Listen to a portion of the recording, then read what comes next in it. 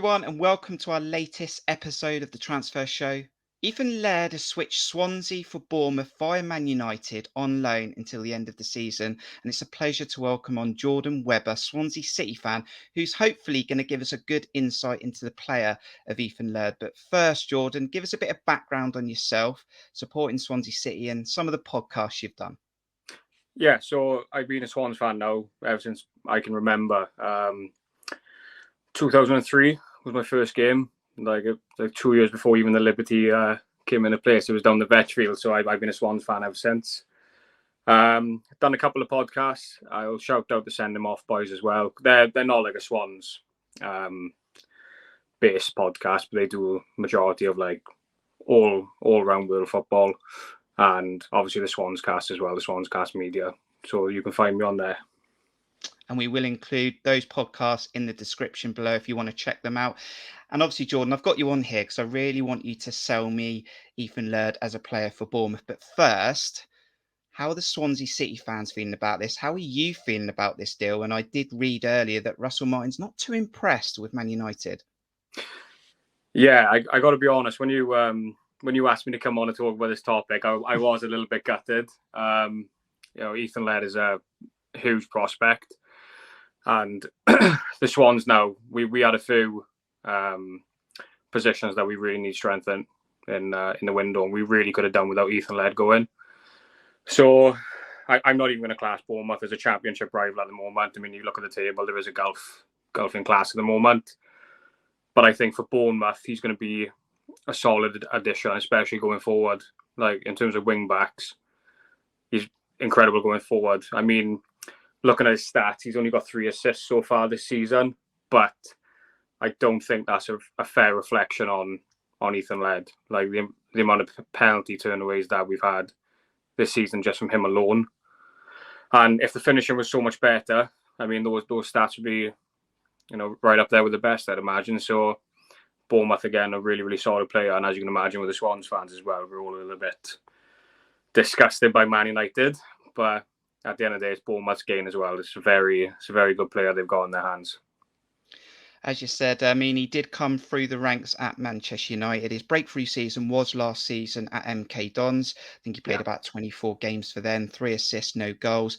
And then there was the loan following Russell Martin this season to Swansea, first half of the season, 20 appearances, 3 assists. And I want to show you something really exciting as you talked about how attacking he is, Jordan. And this is his heat map this season. And it looks like a player that's going to get bums off seats, and it's going to be an enjoyable player to watch down that right-hand side.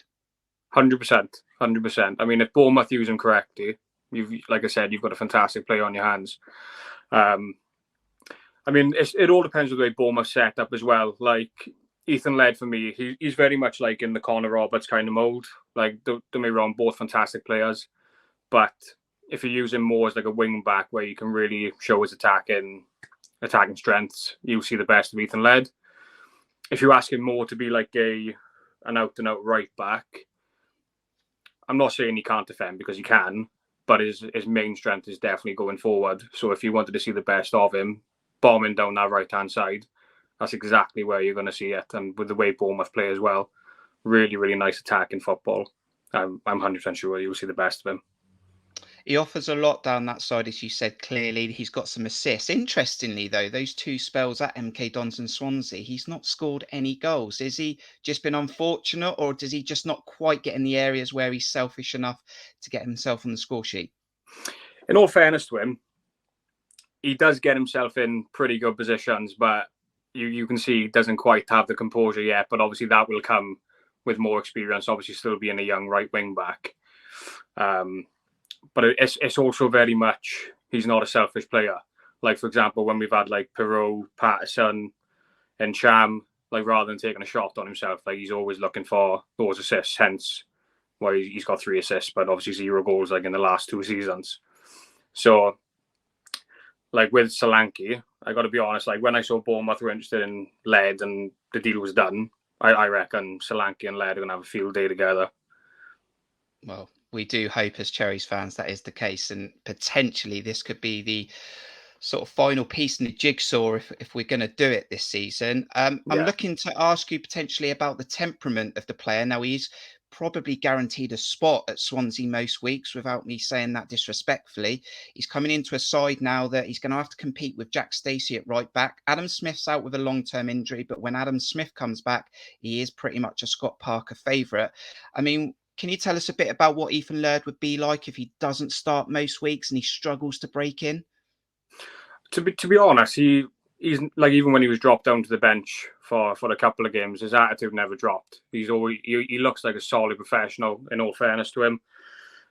Like you said, Stacey and Smith, I know you just mentioned Smith is out injured, and I rate Jack Stacey. So Laird isn't going to be starting week in, week out. That's the only difference now of him.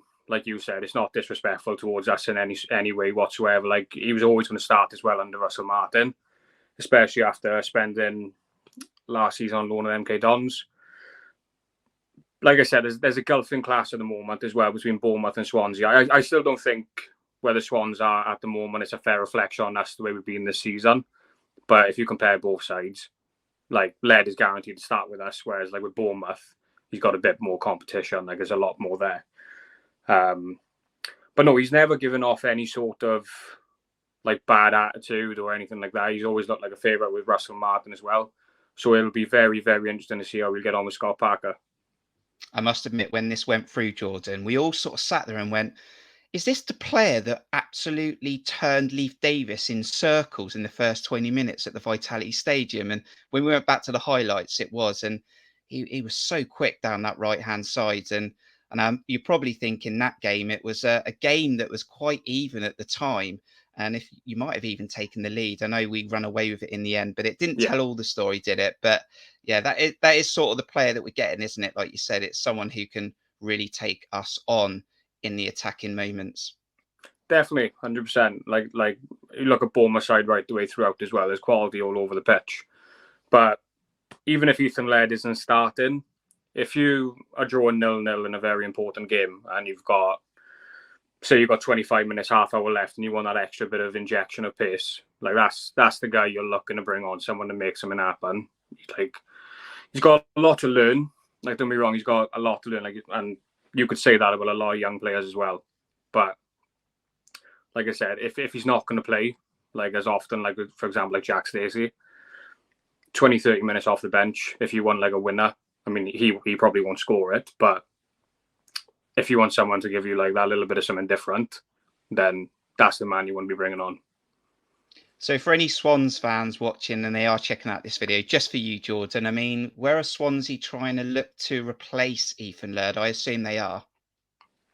Definitely looking to replace him. I mean, to be honest, there hasn't really been many names at the moment other than MK Dons players flying around for the Swans at the moment. I mean, there's a lot of MK Dons fans I see every now and then popping up, and they're very unhappy. Like, we've been linked to like 4 or 5 players. The problem with the Swans at the moment, like, we're not terrible financially. Like, I wouldn't say we're like the worst club out there financially, but we're going to take a little bit longer than other clubs to get business done. So that's what I mean when I was saying at the start, like, this right wing back role now, we really could have done without that, trying to replace Ethan Laird. And to be honest, I can't see us getting many better. Like, we've got Kyle Norton at the moment. Like, don't be wrong, he's a fantastic professional, but he looks so comfortable in that centre back slot. I just wouldn't risk putting him right wing back. And to be honest, like, I think at the moment, like, as Swans fans, we're still trying to go over the fact, like, we've got to replace Ethan Laird. I don't think there's a name really that's come into my head at the moment, and in terms of like who I want to replace him.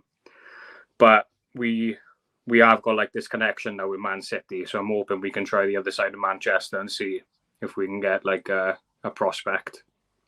Definitely. And there are some definitely MK Dons players sort of being floated around. I know Matt O'Reilly's been thrown in there for both Swansea and Bournemouth as well. Yeah.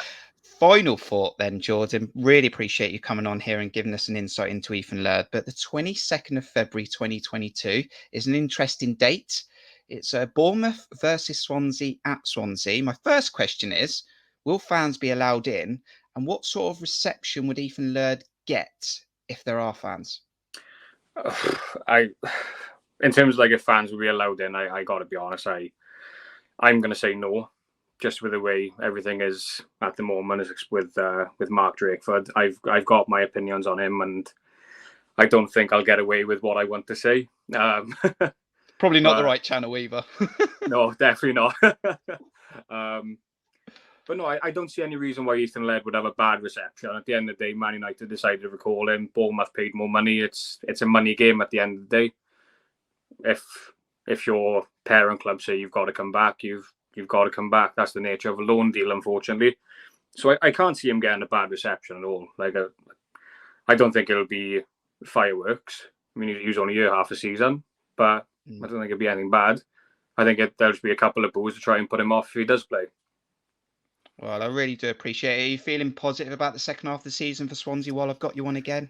I am, but I'll say that 100% yes when the window's over, because being a Swans fan, it looks like it's going all okay, and then it gets the deadline day, and then there's a flash sale. So I'm not 100% sure yet. I don't think we'll be in that position, to be honest, in the middle of January, but I am feeling a little bit optimistic. I'm not expecting anything like playoffs, but I'm not expecting anything like where we'd be in trouble. I think it'll just be a solid mid-table finish.